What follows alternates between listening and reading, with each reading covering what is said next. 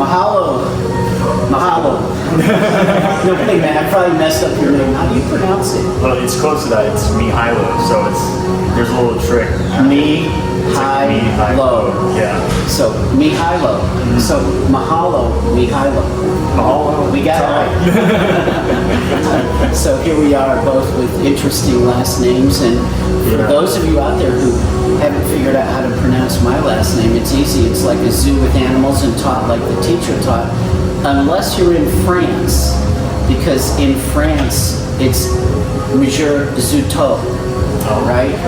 Yeah, so it's that, and of course Zoot in French means damn or darn. I didn't know that either. Did you know that? I did not. It's pretty interesting. Yeah, mine's not the easiest. I don't really have a trick for my last name. Well, how do you pronounce your last name? Lukic. Lukic. Yeah. Okay. Well, that's easy. Easy enough. It's, some people. Yeah. So I'm just gonna ask everybody, tell people where to find you on YouTube and TikTok. On TikTok, I believe my name is under Friday Tonight. Okay. And Instagram's my name, Mihailo Lukic. Yeah, we could probably we'll make it all. Yeah.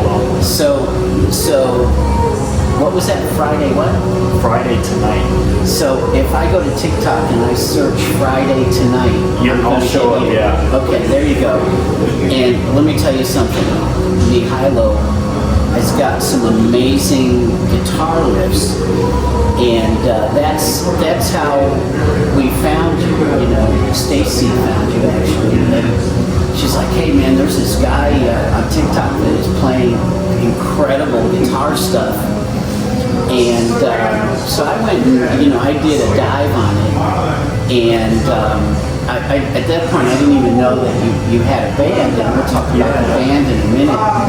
But I've been a fan of, and mainly it started on YouTube, right? Because I avoided TikTok for a really long time. You and me both. Yeah, so I avoided it for a really long time, and but there are all these cool people out there that are playing along to great rock songs and shredding, and sometimes they're just doing it. I call it guitar acapella. They're not playing it to the background; they're just playing the riffs. Yeah, exactly. So and I kind of like that. And, when I say playing these guitar parts, I made some notes because it's pretty hard to remember everything. But you have got there's a couple of things I played on there. Yeah, I mean, like, you have got a version of Pour Some Sugar on Me with 800,000 views. Yeah, it's sort of funny how that came about. I mean, that obviously went viral. And what a great riff. And amazing. You probably, I don't know if you know this or not, but I worked on a record with Def Leppard. I wasn't aware. Which one did you work on? Euphoria. Oh, really? And my job was they had just put out Slang, which was kind of like Def Leppard. It's like their grunge era record, and it failed, and people didn't really like it. Although, in the test of time now, some people are saying it's their favorite Def Leppard record, but it was so different, and so. But it really sold like 100% less than their other records. So they had asked me to, can you just like go in the studio with them and just try to get them to be Def Leppard? And I thought, well, this doesn't sound too hard, but it was a lot harder than I thought, because there were certain people in the band that were a little resistant to going back to being Def Leppard. We gonna leave those unnamed? Well, it wasn't Phil Collin, but Vivian Campbell, the other guitar player, was a little resistant, and he was kind of like, listen, Def Leppard, and we're more pop now, we're different, our drummer is not like a four on the floor drummer guy anymore. And I said, I get that, but I said, you would think the failure of Slang would have taught you a lesson that what people really want you to be is Def Leppard. And, we argued and fought about that, but in the end, Euphoria had a couple of hits on it, and it brought them back to being Def Leppard, and that was the mission. And, I had some real dragouts with the band, and you have to, you know, when you do A&R and you're in the studio with bands and artists, you know, it doesn't do you any good to be dishonest and just be a fan and tell them everything they do is great. You know, you have to pull out your Simon Cowell t-shirt and be honest. And man, it was so hard to be honest. It was so hard to be honest that Joe Elliott didn't speak to me for like 10 years. Oh, really? And then we had this really weird reconciliation. They did a gig in like Cincinnati, Ohio around my birthday, and you know, Hatton and Harry was like an LA institution. He used to run all these like jams at clubs and stuff, and you know, he's the one that he happened to be in Chicago when I was in Chicago for my birthday, and he's the one that got me to go to the Def Leppard Poison show, and he's buddies with Bobby Dahl, and so I went to that show, and you know, the manager was like, "You're not supposed to be around." You know, Oh, seriously, they didn't want you to. so they shoved me off into a side room, and a half hour later, here comes Joe Elliott, who apologizes to me, says he's got some stuff he wants to give me, and we reconciled. And you know, Phil Collin and I never broke ranks because I was very supportive of doing more guitar stuff. Oh yeah, of course, which I'm sure he wasn't opposed to. But yeah, no, him and Vivian are both amazing guitarists. It's like they can definitely, they should be let loose to be allowed to do what they're good at, which is give us great 80s guitar riffs. It doesn't necessarily mean the 80s, but just great guitar riffs and solos in general. Yeah, well, you being a guitarist, you know. I'm a little biased. Yeah, you're a little biased, but that's great. And, you know, one of the songs on Euphoria is an instrumental. It has almost like a Spanish flamenco feel to it. Really?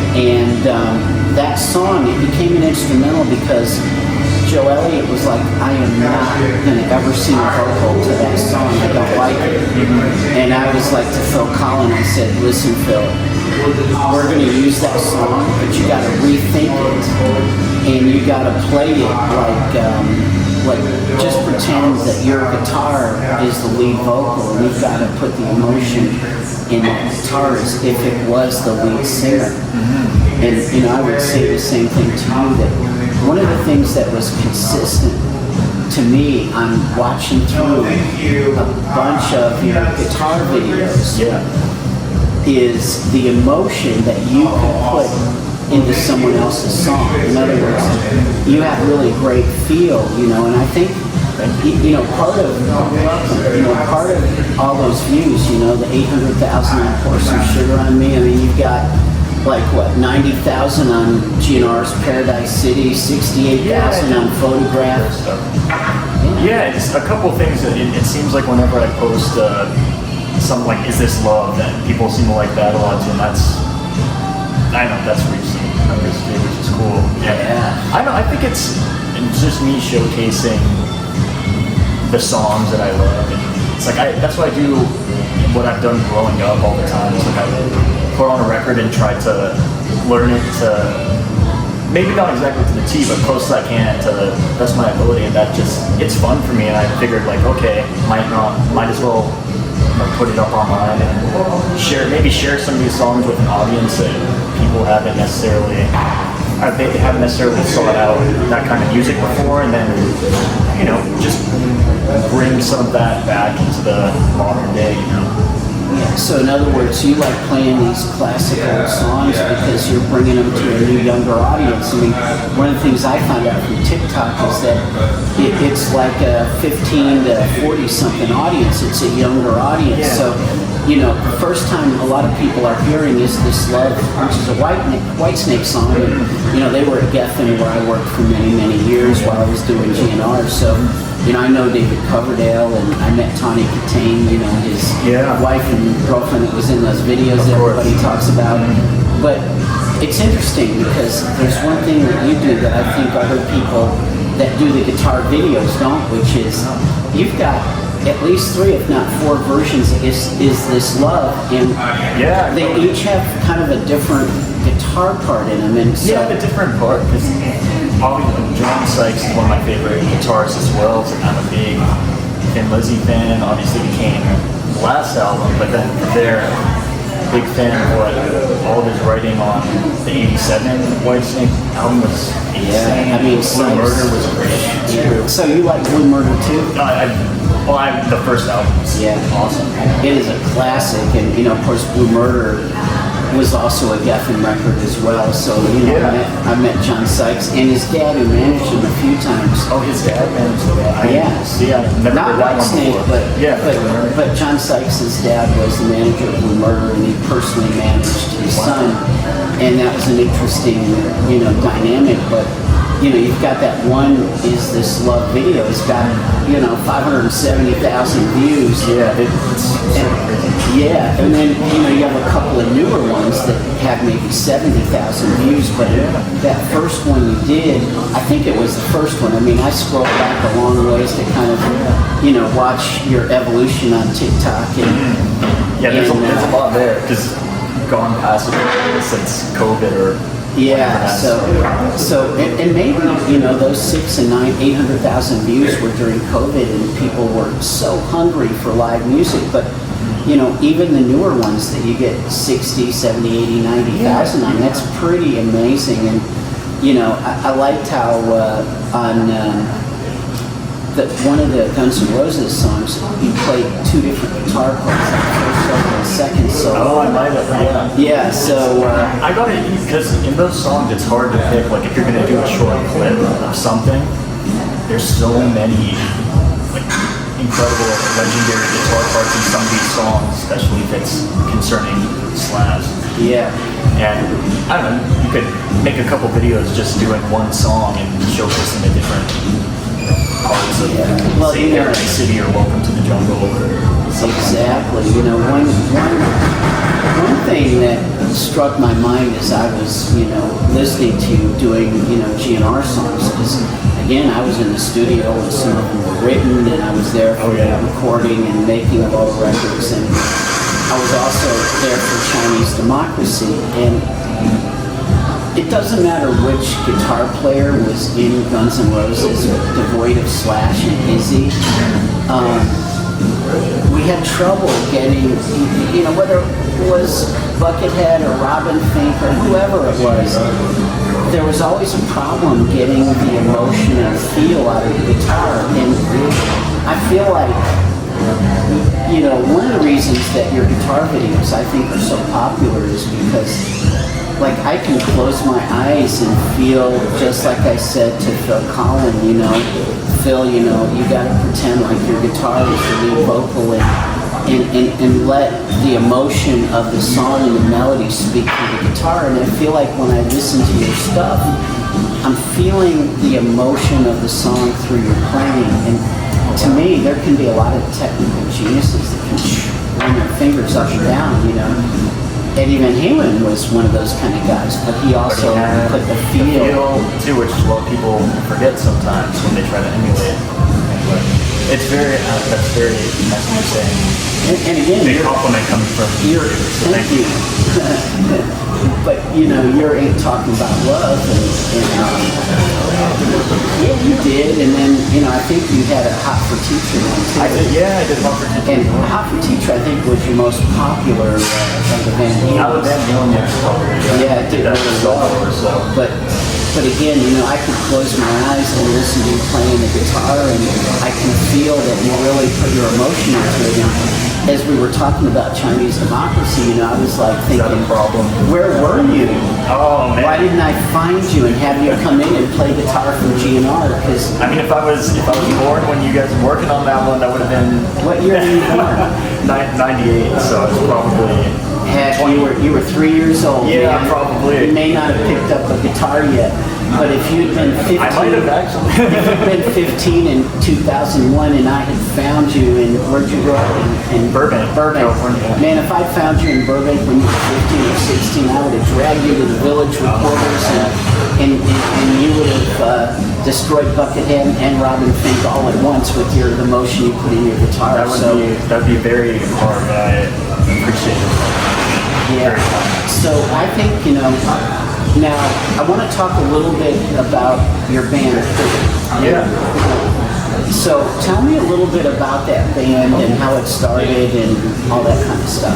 So it sort of started First of all, it's a family. I'd say it's a family band. It is. It's like me and my two cousins. I play guitar. My cousin's on the vocals, and my other one is on keyboards. And it's an interesting situation. One day we were just bored, and I've been playing music for a long time. So I've just been wanting to look for something new, and I started to discover like a lot of the more indie alternative bands back in like 2017, 18, something like that, like 1975, and bands around that time. That and like new wave from the 80s, which a lot of those bands pulled from. So I was doing hard rock for the longest time when I was growing up, and that's what I was into. But it's like I was doing it for so long, I wanted a little bit of a newer sound, and I got drawn in by that because I really listened to a lot of new wave bands at that time, or all the bands that derived from that influence, like the Killers. They're one of my favorite bands I've grown up with. And either way, we started off just in our bedroom, just messing around with the guitar, and my younger cousin was on keyboards. He started playing like this little keyboard riff that sounded New Order-y or so, and I'm like, wait, maybe there's something there. And pretty much on the spot that day, we created one of our songs called Emotion, which was we put out on Spotify and all that. You could find that out, but I did find it. okay. And it's sort of like a funky. It's one that's sort of our odd one out too. It's more of a funkier. It's more of a funkier groove, but that's like the first song we ever wrote together, and from there we're like, okay, maybe this could actually be something, because before it's like they didn't really have that much of a background music, but we've built it and been working on it for years since then. And Yeah, no, I see that, you know, and I also look at, okay, you get, you know, man, up to 800,000 views on stuff, and I don't just say because, yeah, it's pour some sugar, you know, or, you know, it's iconic GNR song, or an iconic Van Halen song. I think a lot of those views are, I think that subconsciously people pick up that you're emoting those guitar parts, you're adding something to them, you know, and this is the challenge for me, because I see that side of you. I also see how, you know, you're trying to capitalize on all those people that watch you, you know, playing guitar, and, you know, you post about your band and create a video, and, you know, you're trying to get people to kind of, you know, draw them into the band. yeah, of course, you have to promote your own Exactly. stuff when you have an audience. Exactly. Somewhat of an audience. Yeah, and I see, you know, how you're trying to do that, and you know, you've had some success at that, and, you know, I think some of your pretty stuff is maybe 6,000-7,000 views, which is Yes, nothing to shake a stick at, and then Yes. you've got your just, you know, what's happening in LA today or this weekend, and, you know, I think that's really cool, but I'm gonna tell you, you know, and Oh yeah, this is where I put the Simon copy. Yeah, of course. Well, what you're doing with social media is, the old version of it was bands putting posters up Oh yeah, of all course. over the strip, you know, and now it's all social media driven, so it's different. But sometimes you have to learn to play on your strengths.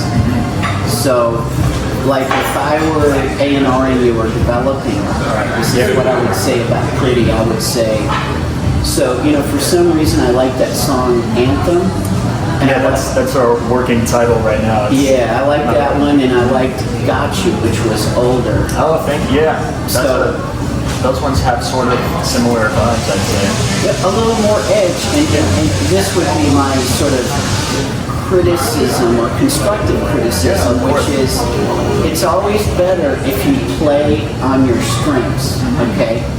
So your strength is emoting on the guitar with a bit of a rougher edge. Now I'm not saying, I mean, I also, you know, you did the Cure song too. You know, what was it, Friday I'm in Love? Yeah, that as well. No, that's We one of- covered Just Like Heaven from time to time, stay that. So I'll bet you didn't know this. You know, I'm the guy that brought the Cure to Elektra Records.